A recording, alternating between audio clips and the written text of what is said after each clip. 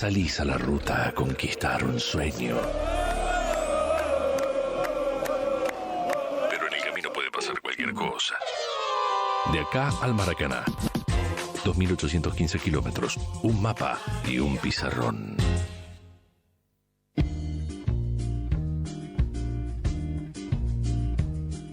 $2.815 kilómetros nos separan desde los estudios de Radio y Punto del Estadio Maracaná, en Río de Janeiro, donde, por ejemplo, va a debutar la selección el próximo domingo a las 7 de la tarde en su participación por el Grupo F de la Copa del Mundo. Tenemos una invitada, ¿la querés presentar, Pablito? Dale, a ver si me sale el nombre completo, a ver, vos me vas a probar. Es Luciana Reginalda Rocha da Silva, ¿lo dije muy bien o lo dije? ¿Rocha da Silva? No, Rocha Rosa. Rocha da Rosa, y siempre digo da Silva, y ya tuvimos esta charla una vez, porque sí, me remonta a un viejo jugador de Río, y ya la tuvimos esta charla. Pero es cierto que Luciana Rosa sería más, porque en Brasil obviamente los tienen doble apellido, pero ustedes a veces dicen un solo apellido, ¿no? Sí, como para acotar, Luciana Rosa, porque claro, si no las notas llamaría más atención mi nombre que las notas que escribo. Tal cual. Bueno, Luciana es, entre otras cosas, es licenciada en comunicación, está haciendo un máster de comunicación y cultura en la Universidad de Buenos Aires, es además corresponsal para Brasil, en este caso desde la Argentina para Terra. Y obviamente ella es del sur de Brasil, de la zona de São Gabriel, si no me equivoco, ahí de la zona de Río Grande do Sul. Exacto. Vivió en Florianópolis, conoce lo que es el mundo de Brasil, además trabaja en el mundo del periodismo deportivo y nos va a contar un poco de que un mundial, en este caso, como ya lo venimos retomando hace tiempo, no es solamente un mundial donde uno ve 64 partidos de fútbol, sino que hay una situación social que atraviesa al país organizador que muchas veces desconocen. Así que Luciana, con su experiencia, nos va a contar un poco más del mundial de Brasil desde adentro. Y puntualmente en este momento que se ven reclamos y protestas sociales de todo tipo cuando ya faltan muy poquitos días, ¿cómo lo vivís vos desde Argentina siendo allá de Brasil? Bueno, mi opinión personal es que la cosa se puso muy caliente a partir de las protestas del año pasado. O sea, hay que pensarlo desde una manera como cronológica y qué tipos de sistemas políticos o de políticas se apropiaron de las protestas también. Bueno, ahora puntualmente, antes de que yo viniera para la radio, salió una noticia de que Dilma habría empezado a charlar esta noche mismo con un grupo que es de los grupos organizados de las protestas, que son el movimiento de los trabajadores sin techo. O sea que también hubo muchos desalojos durante la construcción y las reformas de muchas ciudades de las sedes mundial. Entonces, había una tensión ahí con ese grupo y lo que ella, la presidenta de Brasil, entonces está planteando ahora es un plan de vivienda para ese grupo. O sea que si se temía que fuese pasar algo puntualmente o se fuera a poner como muy violenta las protestas ahora durante el mundial justamente por la influencia de ese grupo, el gobierno ya está como tomando medidas para que la cosa se tranquilice. Claro, la idea es evitar que ese tipo de protestas y movilizaciones tengan lugar durante la competencia. Claro, y principalmente que atinjan el público de la competencia, claro, ¿no? Otra cuestión muy incipiente ahora, como que en San Pablo, en la sede de San Pablo, el sistema de transporte subterráneo, como los metroviarios, están en paro. En un paro que ya viene de días, el gobierno ya propuso un aumento en el sueldo de esos trabajadores y todavía sigue un paro como general que está como... La ciudad está caótica y lo que Brasil tiene miedo es que ese paro siga hasta que empiece el mundial, que sería el jueves que viene, o sea... Ya. ¿Vos crees que en Brasil ahora hay grupos que están aprovechando el mundial para pedir aumentos que realmente capaz no los necesitan y como está el mundial se abusan del poder que tienen para pedir aumentos o realmente necesitan lo que están pidiendo? Yo creo que los grupos que se aprovechan de alguna manera de las protestas no se aprovecha, creo que el uso del mundial también está involucrado en esos grupos que usan una cuestión social que era una cuestión de aumento de pasaje en San Pablo, puntual de un grupo que, si no me engaño, es algo como más parecido a masa crítica acá. Y bueno, las protestas en junio entonces empezaron por un tema de aumento del pasaje, o sea, del billete de colectivo urbano. A partir de entonces, la policía militar de Brasil, o sea, ustedes acá no tienen más una policía militar, no sé si algún día lo tuvieran, pero en Brasil existe y es muy violenta. Entonces, esa policía usó de mucha violencia hacia esos protestantes y lo que pasó fue que a partir de ahí la derecha, la oposición, el gobierno de Dilma Rousseff en Brasil, empezó a llamar los revueltos de vándalos, bueno, que no tenían el derecho a los reclamos que estaban haciendo. Y luego cuando se dieron cuenta que lo podrían utilizar en contra del gobierno, empezaron a apoyarlo. Claro. Y ahí ganó fuerza. Y la mala leche fue que justo un mes y medio después, no me acuerdo exactamente qué mes fue la Copa de las Confederaciones, julio o agosto. Sí, a esta altura del año pasado. Sí, a esta altura sí, para el año pasado. Claro, entonces coincidió que también era un momento en que el país tendría mucha visibilidad y sería la previa, la prueba. Sí, era como un aperitivo. Claro, antes del Mundial. Y como el país ya estaba caliente con esa cantidad de protestas y toda esa explosión que había ocurrido en junio, bueno, entonces de ahí muchos grupos de muchos orígenes distintos, con razón o sin razón, se apropiaron de ese movimiento con él. Luciana, vos en los últimos meses has tenido la posibilidad de estar en Brasil, en alguna región, y si pudiste hablar con las personas acerca de esto y qué cosas te iban expresando, depende con los que ibas hablando. La verdad, yo estuve en dos momentos puntuales, el fin del año pasado y a un mes atrás, pero la verdad es que eran momentos ya bastante tranquilos los dos momentos puntuales en los cuales yo estuve, la gente no estaba como... ni siquiera preocupada con lo que iba a pasar. Ojo, no estuve en São Paulo. En São Paulo sí hay mucha tensión. O sea, yo conozco bastante gente, tengo muchos amigos allá que tienen como miedo de que la cosa pueda empeorar. Y principalmente los periodistas, porque muchas veces tienen que salir a cubrir las protestas. Y bueno, hubo un periodista de Folha de São Paulo, un fotógrafo, que se quedó ciego. O sea, hay casos horribles de gente que tuvo muchos problemas como físicos por la violencia de las protestas, ¿no? ¿Vos crees personalmente que Brasil está preparado para recibir un mundial o no? Es difícil decirlo porque Brasil no está preparado para muchas cosas porque es un país que tiene problemas de infraestructura desde hace muchos años. Y bueno, tuvo que invertir mucha plata, de hecho es el mundial más caro en la historia, o sea, hay un problema de fondo ahí que es también que Brasil es un país que es una economía muy fuerte hoy en día, pero que la distribuye esa plata muy mal, o sea, y que invirtió muy poco en la infraestructura del país en sí, o sea, en estradas, en aeropuertos, entonces lo tuvo que hacer muy a las prisas todo, entonces no sé si estaba preparado antes, pero se tuvo que preparar. Claro. Vamos a ver cómo se va a manejar ahora en términos de organización, porque, bueno, no somos Suiza, no somos Latinoamérica. Sí, vos, Luciana, ¿hace cuánto estás en Argentina? 3 años. 3 años. Y en perspectiva, ¿cómo ves Brasil desde acá, desde Argentina? Y también me imagino por referencias de vínculos y demás, ahora en relación a 10 años atrás. Brasil ahora en relación a 10 años atrás. Bueno, es un país que mejoró muchísimo en cuestiones de distribución de renta, de educación. La gente como tuvo acceso a un montón de otras cosas que no tenía hace 10 años. No sé, tuvimos también nuestra fase neoliberal en Brasil, o sea,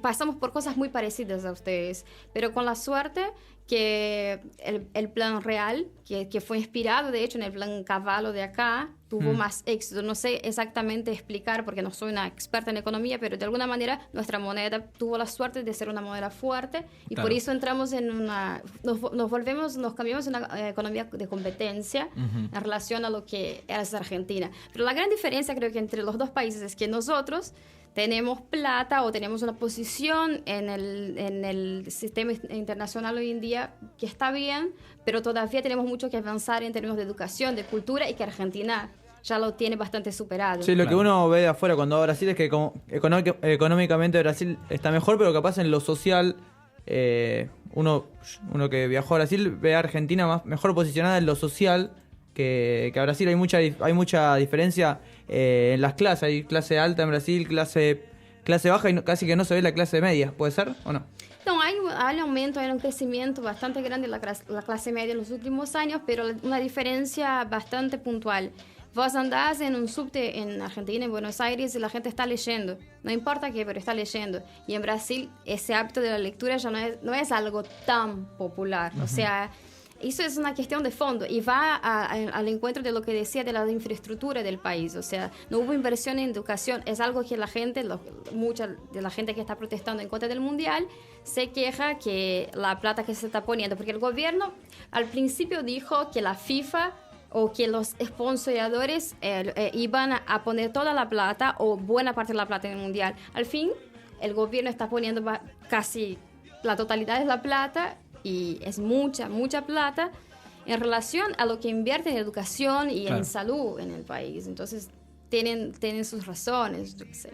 Luciana, teniendo en cuenta, volviendo al tipo de este tema de las protestas sociales y de los conflictos en base a la organización del Mundial, algo parecido había pasado en Sudáfrica con el tema de las construcciones de los grandes estadios cerca de las zonas emergentes, que obviamente dejaban a muchas personas en la calle mientras que se construían estadios multimillonarios.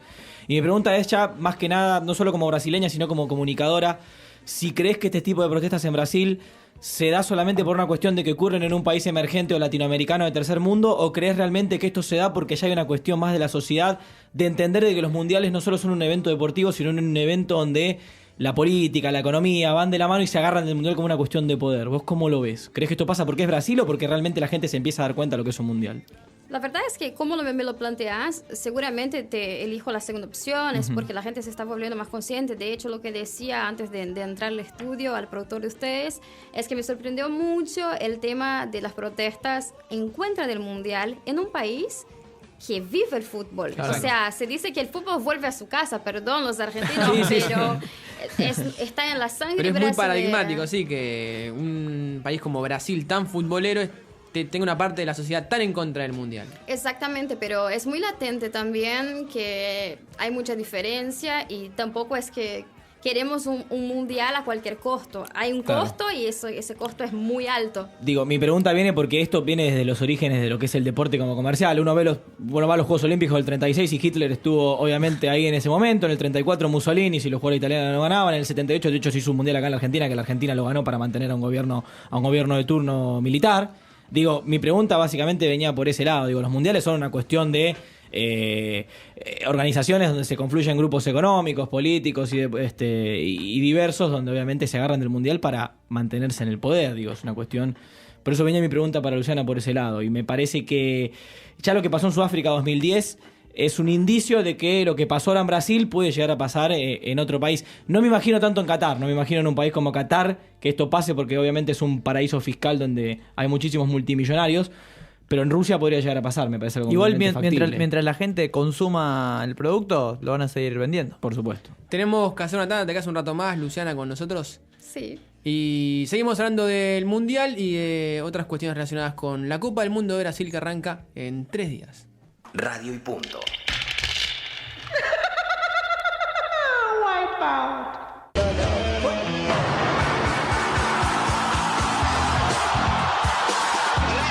Seguimos en 2.815 kilómetros, que son los que nos separan del Estadio Maracaná en la ciudad de Río de Janeiro. Y charlando con nuestra invitada Luciana, que ¿cómo encontraste Argentina? Viniste hace 3 años.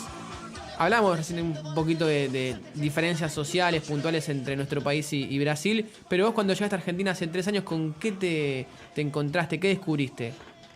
Yo creo que en el sentido social, por lo menos yo puedo hablar de Buenos Aires, ¿no? No de todo el país, pero Buenos Aires es una ciudad muy accesible a quien sea y a lo que sea. O sea, es una ciudad en la cual te puedes mover. Tenés subsidiado el transporte, más allá de que ahora esté bastante más caro de que la primera vez que yo vine a Buenos Aires. Todavía no pensás para tomarte un colectivo de no sé, Palermo a Constitución o de lugares lejos. O sea, es algo que te da mucha calidad de vida poder moverse. Parece una cosa muy sencilla y toda la discusión en Brasil está basada en eso, si te das cuenta, ¿no?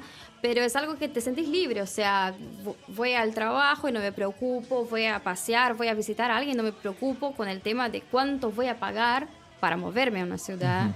Y luego, bueno, tenés áreas verdes en la ciudad, tenés un montón de oferta cultural en la ciudad de Buenos Aires y de diversos tipos, o sea, sos hippie, sos hipster, sos rockero, no sé, tenés muchas opciones. Es una ciudad que te da la posibilidad de muchas cosas, o sea. Y en cuanto a tus aspiraciones como comunicadora social, ¿qué pudiste desarrollar? ¿Dónde pudiste profesionalizar tu vocación para por supuesto, que tu carrera se nutra también de lo que te puede dar la ciudad? Yo creo que eso más tiene que ver también con el ejercicio de mi trabajo. Cuando yo llegué acá, empecé a trabajar como freelance para Brasil. Y bueno, mientras Argentina tuvo un papa electo argentino, desde ahí, bueno, empecé a producir cada vez más. Entonces, pasaron muchas cosas en el país. Yo creo que el país, como yo cubro la editorial internacional, te proporciona todo el tiempo estar moviéndote desde temas muy diferentes, pero muy grandiosos. Por ejemplo, el año pasado yo cubrí el tema del Papa. Luego tuvimos la elección de la sede olímpica de 2020 también en Buenos Aires. O sea, pasan muchas cosas, no solo en Buenos Aires, en Argentina. Entonces, es un país que te nutre de información, de movida informacional. Perdón, Pablo, ¿cómo cayó allá en Brasil el tema del Papa argentino? ¿Gustó o no gustó? Fue complicado porque fue medio final del mundial, ¿no? Porque el favorito era un brasilero. Sí. Yo me acuerdo que yo hice una nota previa acá en Argentina, porque habían dos candidatos que estaban fuertes, que sería Bergoglio y Sandri, que ahora no me acuerdo el primer nombre.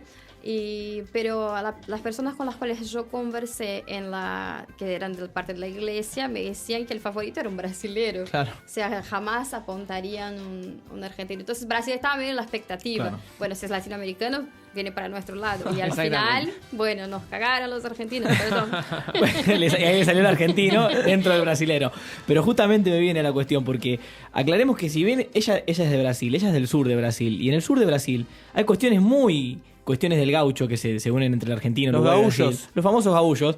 Imagino que el mate, el folclore, son cosas muy típicas en el sur de Brasil, y mi pregunta venía por ese lado, si cuando viniste a la Argentina, con tu experiencia de estar en el sur de Brasil, esas similitudes como que te ayudaron un poco más, porque la Brasil tiene muchísimas diversidades culturales, y obviamente un baiano del norte es muy distinto a ustedes. ¿Qué cosas encontraste de similares y qué cosas te diste cuenta de que estabas en otra cultura? Primera cosa que te das cuenta es el idioma, ¿no? Que Claro, estás sí, en otro obviamente, país, no, por o supuesto, sea, por supuesto. Es el primer shock. Como base. Pero sí, la verdad es que hay un cantante, un artista en el sur que he grabado muchas veces con Jorge Drexler, que se llama Víctor Ramil. Sí, que él habla de la estética del sur. O sea, que nosotros en Río Grande del Sur tenemos dificultad a veces de identificarnos con el norte o el sureste de Brasil, justamente porque tenemos otra composición también climática, ¿no? Claro, Hace frío, como acá. tenemos los caballos, la carne es rica, o sea, Claro. tenemos muchas similitudes, tomamos el mate. Hay un poco de pica, ¿no? ¿O no? Y sí, porque nosotros también somos Sí.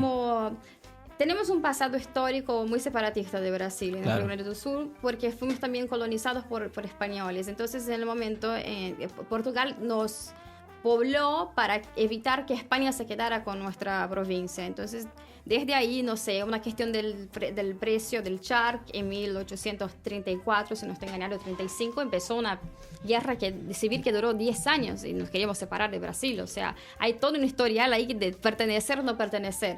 Pero a su vez sentís en el fondo que tenés un gen brasileño. Creo Claro. que esa es la principal cosa que yo sentí acá, como que al fin y al cabo está todo bien, somos muy parecidos, pero hay una cuestión Hay una de ser gestión. brasilero que es muy, muy fuerte y no sé, es muy difícil explicar lo que es ese sentimiento como de pertenecer a tu país. Es realmente increíble cuando uno está en los pueblos limítrofes de lo que es Río Grande do Sul y la Argentina, cómo se mezclan las culturas al punto de que hay en ciertos lugares donde se hablan los dos idiomas. Tal cual. Y hay un caso ejemplar que es el del arquero de la selección argentina, Sergio Romero, que nació en Bernardo de Irigoyen, que es un pueblo de frontera, donde él contaba que cuando Argentina le ganaba a Brasil, iban a cargar a los brasileños del otro lado y ambos hablaban los dos idiomas. Claro, mira vos. Así que en ese aspecto es una cosa que me llama mucha atención y obviamente Luciana la tiene más que clara porque vivió ahí y vivió en los dos lados. Junio, para cerrar, Luciana, no podemos despedirla sin preguntarle por la aspiración de Brasil como selección en este mundial. Y bueno, mi entrenador es Filipão, yo soy una fan incondicional de Filipão y yo creo que con o sin Neymar, con o sin Daniel Alves, él va a montar un muy buen equipo. Hay mucha confianza en el técnico. Mucha confianza y creo que vamos a llegar muy lejos. O sea, no sé si vamos a ir tan bien y vamos a dar show de bola, como se dice, bien. pero creo que llegaremos lejos. Sí, acá del otro lado los productores se enojaron, me parece, con lo que dijiste. Faltó la pregunta. Pero igual me conformo. Cualquier la pregunta que le respuesta. hace un argentino o un Claro. brasilero, no Hubiera se la dicho, hiciste. ¿Cuál? Hacela. Hacela vos. si lo ¿Maradona o Pelé? Claro. Maradona, lo pensó mucho, si no lo hubiese dicho Pelé. Que no se lo transmita en Maradona, Brasil. Messi o Pelé. Maradona. Creo que ya es Argentina, ¿no? Es casi una hija más de nuestro país. Luciana, te queremos agradecer que hayas venido, la gentileza de acercarte y ha sido un placer este rato de charla. Gracias a ustedes, fue un placer participar. Gracias. Así cerramos 2.815 kilómetros.